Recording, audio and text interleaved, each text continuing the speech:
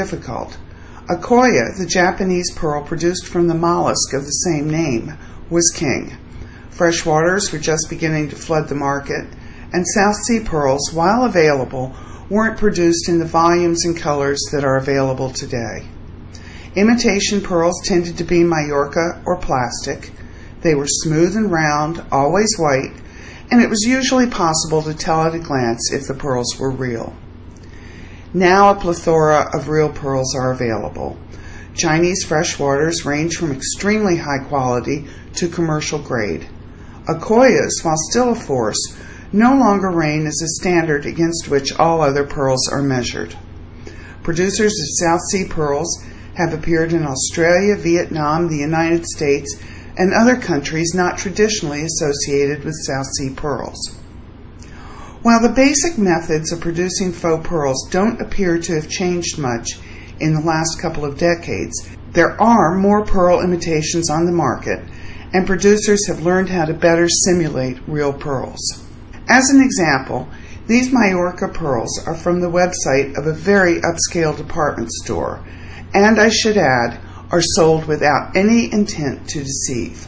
At a first glance, they may appear to be authentic, especially because a number of the pearls have circles around their bellies, which are characteristic of some Chinese fresh waters. One solution to the question of whether pearls are real is to send them for testing to a gem laboratory. Perhaps the best known is the gem labs of the GIA, Gemological Institute of America. This wonderful laboratory has very sophisticated means of testing pearls and continually upgrades its technology.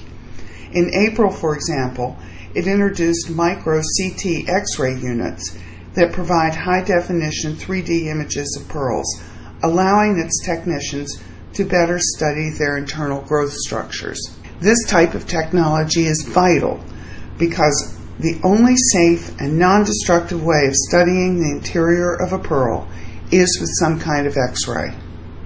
But for most of us, it's not cost-efficient to send pearls off to the GIA labs for analysis. However, there are tests you can conduct yourself without any equipment. Examine the pearls for flaws. If the pearl appears to be flawless, it is probably a fake. Even on extremely high-quality pearls, there is usually a flaw, a tiny dimple or pinprick, for example. Examine the pearl strand for the sizes of individual pearls.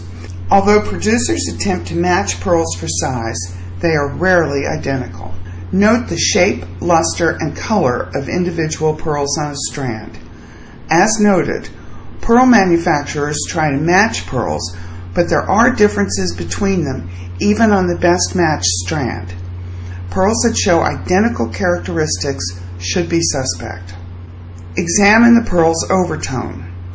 Overtone is the color that floats on the surface of the pearl, and you'll see a variety of overtones, including green, rosé, and silver.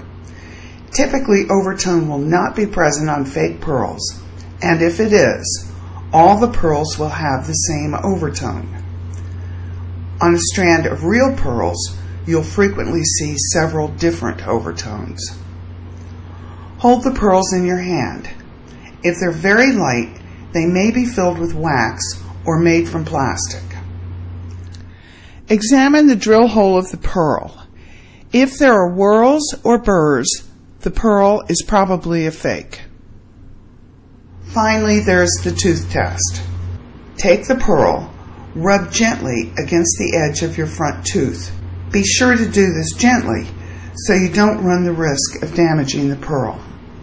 If it feels gritty or sandy, it's probably real. If it feels smooth, it may be an imitation.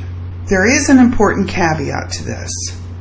Back when I first started out as a pearl dealer, the tooth test was considered by many experts to be 99% reliable. However, now some imitation pearls can feel gritty and cultured pearls can be polished.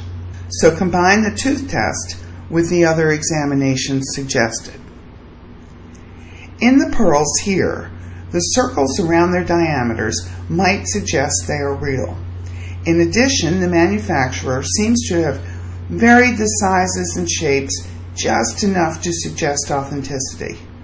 However, there is no overtone, especially on the black and white pearls, where we would expect to see green and or rosé. Moreover, the luster appears identical on all the pearls. If we were to handle the pearls, I suspect we'd find none of the skin flaws we'd expect to see on Baroque pearls of this size. The best advice for pearl and bead stringers who may just be starting out is to go to as many shows and showrooms as possible and look at pearls. A good visual memory will help enormously when someone asks, "Is it real?" Finally, I want to pass on a good piece of advice I was given years ago. That advice was to never casually remark on pearls someone is wearing, for example, at a party or another social event. Without a close examination, you run the risk of making a mistake and damaging your credibility. So don't comment. And if you're pressed, as I sometimes am, suggest that you need better light or need to examine them more closely in a different environment. Be nice, but don't comment.